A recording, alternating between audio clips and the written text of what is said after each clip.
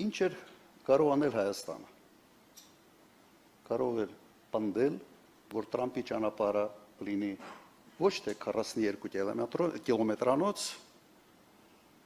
այլ լինի առնվազն 4-5 անգամ ավելի երկար, մինչև Երասխը։ Եվ այդ դեպքում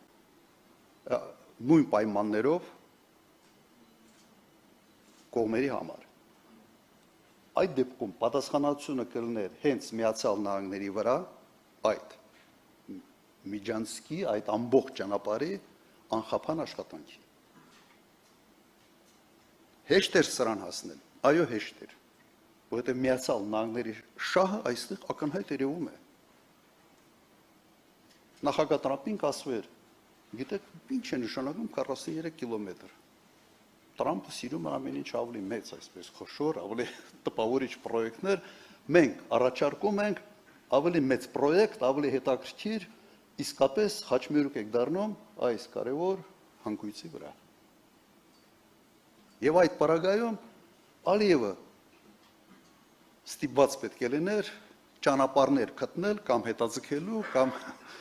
կամ մերժելու։ Այսպես դեկորացիայի դերում կլիներ Հեյդար Իլհամ Ալիև։